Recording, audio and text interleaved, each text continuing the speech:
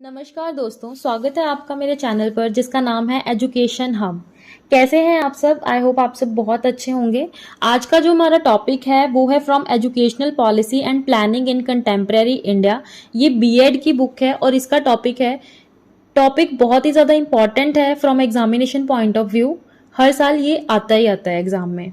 तो टॉपिक का नाम है हमारा नेशनल एजुकेशन कमीशन 1964 टू 1966, या फिर इसका दूसरा नाम है कोठारी कमीशन और तीसरा नाम है इसका इंडियन एजुकेशन कमीशन। चाहे तीनों में से कोई भी नाम आ जाए, आपको यही जो इस वीडियो में मैं आपको बताऊंगी, इसके अलावा आपको कुछ भी और पढ़ने की जरूरत नहीं है। आप चाहे यही एज इट इज वहां पे लिखे आइएगा। तो चलिए शुरू करते हैं। सबसे पहले इसकी कुछ इंट्रोडक्शन आपको दे देती हूँ, ठीक है। सबसे पहले तो जो था ये कोठारी कमीशन जो है, ये अपॉइंट कब किसने की थी? ये अपॉइंट की थी गवर्नमेंट ऑफ इंडिया ने। कब अपॉइंट की थी? 14 जुलाई 1964 को। इसके चेयरमैन कौन थे? इसके चेयरमैन थे प्रोफेसर DS कोठारी। इन्होंने इस कमेटी के ऊपर काम करना शुरू कर दिया था, इस कमीशन के ऊपर काम करना शुरू किया था ऑन 2 अक्टूबर 1964, ठीक है। इसके नंबर ऑफ मेंबर्स देखिए, टोटल 17 मेंबर्स थे, जिसमें से 5 एजुकेशनिस्ट थे। वो अलग अलग कंट्रीज थे। वो कंट्रीज कौन सी हैं? England, America, France, Japan and Russia. तो ये मैंने एक छोटी सी जो है फुल फॉर्म या मतलब मेमोरी के लिए ये बनाया है फर्जी करके, ठीक है। नेक्स्ट जो है, इसमें कितने task force and work groups थे? तो जब ये कमेटी बनाई गई तो इन्होंने 12 task forces and 7 working groups जो थे बनाए थे, ताकि एजुकेशन की जो भी प्रॉब्लम्स है हमारी कंट्री में उसको समझ सके, पढ़ सके, देख सके कि क्या क्या हमारी एजुकेशन में प्रॉब्लम्स चल रही हैं। कमीशन ने पूरे 100 दिन स्पेंड किए थे, अलग अलग यूनिवर्सिटीज में गए थे, अलग अलग कॉलेजेस में गए, स्कूल्स में गए, ठीक है। सभी से बातचीत की, टीचर्स से, एजुकेशनिस्ट से, स्टूडेंट से, एडमिनिस्ट्रेटर से। किसके बारे में बात की? About the problems of education, कि उनको अपने एजुकेशन में कौन कौन सी प्रॉब्लम्स को फेस करना पड़ रहा है, या उनको क्या लगता है कि कौन कौन सी प्रॉब्लम्स हैं एजुकेशन सिस्टम में। तो इस कमीशन ने पूरे 100 दिन तक अलग अलग कॉलेज, स्कूल, यूनिवर्सिटीज में जाकर ये चीज फाइंड आउट करी, ठीक है, डिस्कशंस करी। और फाइनली 21 मंथ की जो वर्क के बाद, रिसर्च के बाद उन्होंने एक रिपोर्ट सबमिट करी थी। वो कब करी थी? इन जून 1966। मतलब पूरे 2 साल लगे उनको। 1964 में उन्होंने रिपोर्ट बनानी शुरू करी और 1966 में जो है उनकी जो रिपोर्ट है वो क्या हुई? कंप्लीट हुई। उसके बाद उन्होंने उसको सबमिट किया। अब इसकी रेकमेंडेशंस हैं।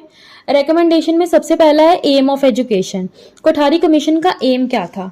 ठीक है, इसका एम ये था कि सबसे पहले तो है कि प्रोडक्टिविटी को इंक्रीज करना। दूसरा है सोशल एंड नेशनल इंटीग्रेशन लेकर आना, ठीक है।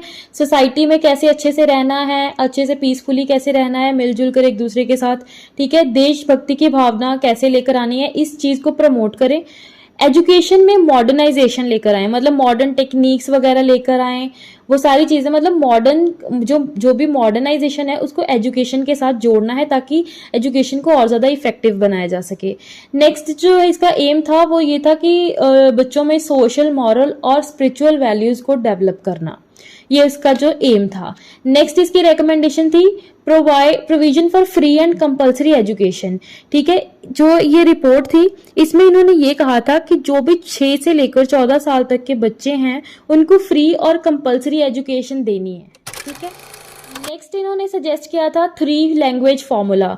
3 लैंग्वेज फॉर्मूला में इन्होंने क्या कहा था कि 3 लैंग्वेजेस होंगी। फर्स्ट लैंग्वेज होगी वो मदर टंग होगी, क्योंकि अपनी अपनी स्टेट्स की, अपने अपने एरिया की जो भी मदर टंग है, ताकि लोग अपनी संस्कृति से जुड़े रहें, ठीक है। तो मदर टंग को फर्स्ट लैंग्वेज उन्होंने दिया। सेकंड लैंग्वेज होगी ऐसी जो कि हमारे कम्युनिकेशन के बैरियर को रिमूव कर दे, ठीक है।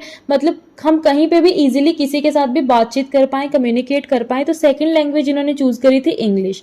थर्ड लैंग्वेज इन्होंने कहा था कि आप किसी और स्टेट की ले सकते हो, नॉर्थ वाले साउथ की ले सकते हैं, साउथ वाले नॉर्थ की ले सकते हैं, ठीक है। लेकिन उन्होंने स्टेट्स ने इस प्रोविजन का मान भी रख लिया, लेकिन उन्होंने क्या किया था कि जैसे अपनी जैसे साउथ साइड में ही जैसे तेलुगु वालों ने कन्नड़ ले ली, कन्नड़ वालों ने तेलुगु जो है जो लैंग्वेज ले ली थी, तो ये उन्होंने किया था ताकि ये प्रोविजन भी कंप्लीट हो जाए और उन्हें आउट ऑफ द बॉक्स कोई लैंग्वेज ना सीखनी पड़े, ठीक है। नेक्स्ट है make mathematics and science as an integral part, क्योंकि मैथमेटिक्स और साइंस बच्चों के लिए बहुत ज़रूरी है, इसलिए ये एजुकेशन का एक इम्पॉर्टेंट पार्ट, एक इम्पॉर्टेंट हिस्सा होना चाहिए। नेक्स्ट इसका जो रिकमेंडेशन उन्होंने दिया था वो था प्री स्कूल एजुकेशन के बारे में, कि प्री स्कूल एजुकेशन जो बच्चों को देंगे वो हम देंगे 1 से 3 साल तक के बच्चों को, ठीक है। जो प्री स्कूल एजुकेशन मिलेगी वो 1 से 3 साल तक के बच्चों को मिलेगी। नेक्स्ट इसका स्ट्रक्चरल पैटर्न क्या होगा? स्ट्रक्चरल पैटर्न इस कमेटी ने जो रेकमेंड किया था दैट इज 10+2+3। 10+2 मीन्स फर्स्ट से लेके 10th तक क्लासेस आ गई आपकी, एलिमेंट्री भी बीच में ही आ गई और हाई एजुकेशन भी बीच में आ गई। जो 2 है वो है हमारी +1+2 दैट इज सीनियर सेकेंडरी। 3 हमारी जो आती है ग्रेजुएशन जो भी हम करते हैं, ठीक है, वो 3 years की होगी। तो ये बन गया 10+2+3। नेक्स्ट इन्होंने डिग्री कोर्सेज ड्यूरेशन के बारे में बताया था कि जो भी डिग्री कोर्सेज हैं उनकी ड्यूरेशन जो है 3 साल होनी चाहिए, ठीक है। नेक्स्ट एज लिमिट जो इन्होंने बताई थी कि अगर कोई भी बच्चा फर्स्ट क्लास में एडमिशन लेना चाहता है तो उसकी उम्र जो है वो 6 साल से कम नहीं होनी चाहिए, वो कम से कम 6 साल का होना चाहिए।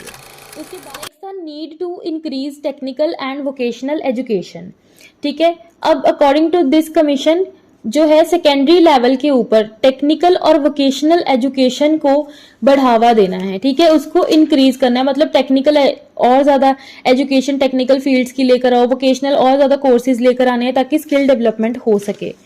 नेक्स्ट है वर्क एक्सपीरियंस। अब वर्क एक्सपीरियंस जो है according to this commission work experience should be introduce as a integral part. ये एक इंपॉर्टेंट पार्ट होना चाहिए हर एजुकेशन का, चाहे वो जनरल एजुकेशन है चाहे वो वोकेशनल एजुकेशन है, ठीक है। वर्क एक्सपीरियंस का क्या मतलब होता है कि किसी भी प्रोडक्टिव काम में पार्टिसिपेट करना, अपना पार्टिसिपेशन देना। टू प्रमोट सोशल जस्टिस, ठीक है। अब सोशल जस्टिस को कैसे प्रमोट किया जा सकता है, ठीक है, गर्ल चाइल्ड को एजुकेशन देकर, ठीक है, या बैकवर्ड या स्केड्यूल्ड कास्ट जो होती है उनको एजुकेशन देकर, जो ट्राइबल पीपल है उनको एजुकेशन देकर, और जो बच्चे जो हैंडीकैप्ड हैं फ्रॉम फिजिकली और मेंटली रिटार्टेड बच्चे हैं उनको एजुकेशन प्रोवाइड करके हम क्या कर सकते हैं, सोशल जस्टिस को प्रमोट कर सकते हैं। Next improve education at university level. अब यूनिवर्सिटी लेवल के ऊपर कह रहे हैं एजुकेशन को इम्प्रूव करना है। अब यूनिवर्सिटी लेवल में वे बात किसकी कर रहे हैं, ये बात कर रहे हैं पोस्ट ग्रेजुएशन लेवल की, या कोई रिसर्च ट्रेनिंग वगैरह कर रहा है, उनको प्रॉपर लाइब्रेरी, लेबोरेटरीज और फंड्स वगैरह प्रॉपरली क्या करने हैं, अवेल करवाने हैं जहां पे भी उनको इन चीजों की जरूरत पड़ती है। Next recommendation is about favourable service condition for teachers. अब जो टीचर है वो जहाँ पे भी काम कर रहा है, जहाँ पे भी अपनी सर्विस प्रोवाइड करने जा रहा है, उसका एरिया, वो वर्क प्लेस, उसकी कंडीशंस जो हैं वो बहुत ज़्यादा उनके लिए फेवरेबल होनी चाहिए और एडुकेट होनी चाहिए। मीन्स उनको अपनी सर्विस वाली जगह पे एक अच्छा एनवायरनमेंट मिले ताकि वो अपनी जो भी स्किल्स हैं, जो भी उनकी क्वालिटीज़ हैं टीचिंग की, उसको अच्छी तरीके से वो यूटिलाइज कर पाएँ। Next academic freedom to teachers. अब कई टीचर्स होते हैं जो अपनी जॉब के साथ साथ अपनी स्टडीज भी कंटिन्यू करना चाहते हैं, पीएचडी वगैरह करना चाहते हैं, कोई रिसर्च वर्क करना चाहते हैं, तो उनको जो है ये फ्रीडम देनी चाहिए, एकेडमिक फ्रीडम देनी चाहिए ताकि वो अपनी फर्दर स्टडीज को कंटिन्यू कर पाएं और अपना जो रिसर्च वर्क है उसको पब्लिश कर पाएं easily. Development of education for agriculture and industries, ठीक है, एग्रीकल्चर और इंडस्ट्रीज को प्रमोट करने के लिए इस कमीशन ने कहा था कि हमें और ज्यादा इससे रिगार्डिंग कोर्सेज जो हैं वो ऐड करने चाहिए ताकि इन सेक्टर्स की भी क्या हो सके, डेवलपमेंट हो सके। Development of games and supports, ठीक है, तो इस कमेटी ने क्या कहा था, कोठारी कमीशन ने कहा था कि हम मतलब गेम्स और स्पोर्ट्स बहुत ज्यादा होने चाहिए एजुकेशन में ताकि जो बच्चे हैं वो फिजिकली फिट हों, ठीक है, उनकी अच्छे से ग्रोथ हो और साथ में ही उनके अंदर क्वालिटी ऑफ स्पोर्ट्समैनशिप आए, ठीक है, ये क्वालिटी उनके अंदर डेवलप हो, तो इसलिए उन्होंने गेम्स एंड स्पोर्ट्स को भी ज्यादा। नेक्स्ट आ जाती है हमारी टेक्स्ट बुक्स। अब जो टेक्स्ट बुक्स हैं, ठीक है, वो जो हैं एक बहुत ही अच्छी क्वालिटी की होनी चाहिए टेक्स्ट बुक और मतलब जो भी स्कूल्स में या यूनिवर्सिटीज में आपने टेक्स्ट बुक्स लगानी है उसकी क्वालिटी जो है अच्छी होनी चाहिए। दूसरी चीज ये है कि उसका जो प्राइस है वो लो होना चाहिए ताकि कोई भी पर्सन उसको इजीली अफोर्ड कर पाए। और तीसरी चीज ये है कि टेक्स्ट बुक में हमेशा चेंजेस नहीं होने चाहिए। The frequent changes in text book should be avoided. इसलिए अवॉइड करना है भी कई जो बच्चे होते हैं वो पुअर फैमिली से होते हैं, वो न्यू बुक्स अफोर्ड नहीं कर पाते तो वो पुरानी बुक से ही काम चलाते हैं। तो अगर बार बार उसमें चेंजेस होंगे तो उनको न्यू बुक्स लेनी पड़ेंगी। तो इस चीज़ को अवॉइड करने के लिए जो है हमें टेक्स्ट बुक्स में फ्रीक्वेंट चेंजेस नहीं करने चाहिए। नेक्स्ट आता है development of part time and correspondence education. ये लास्ट रिकमेंडेशन है इसकी कोठारी कमीशन की। इन्होंने क्या कहा है कि एजुकेशन सिस्टम में पार्ट टाइम एजुकेशन और कॉरेस्पॉन्डेंस एजुकेशन का भी वो होना चाहिए, स्कोप होना चाहिए, ताकि जो लोग बच्चे फाइनेंशियली अपनी फैमिली को सपोर्ट कर रहे हैं उनके पास अपनी जो फेवरेबल टाइम है उसमें वो पढ़ सकें, ठीक है, अपनी स्किल्स को डेवलप कर सके, अपने आप को डेवलप कर सकें, ठीक है। तो कॉरेस्पॉन्डेंस कोर्सेज उनके लिए अवेलेबल होने चाहिए ताकि अपनी जॉब के साथ साथ वो अपनी स्टडीज को भी कंटिन्यू कर सकें। तो ये थी सारी रिकमेंडेशंस अबाउट कोठारी कमीशन, या फिर कह लो इंडियन एजुकेशन कमेटी या नेशनल एजुकेशन कमेटी 1964 to 66, ठीक है। तो ये सारी रिकमेंडेशंस हैं, ये आप एक बार अच्छे से देख लें, समझ लें, कोई ज़्यादा मुश्किल नहीं है ये। और अगर आपको फिर भी किसी पॉइंट में कोई डाउट लगता है तो आप कमेंट बॉक्स में मुझसे पूछ सकते हैं, और आप मुझे अगला जो टॉपिक है वो बता सकते हैं जिसके ऊपर मैं अपनी नेक्स्ट वीडियो क्रिएट करूं। और मेरे चैनल को लाइक, शेयर एंड सब्सक्राइब करना बिल्कुल मत भूलिएगा। Thank you for watching.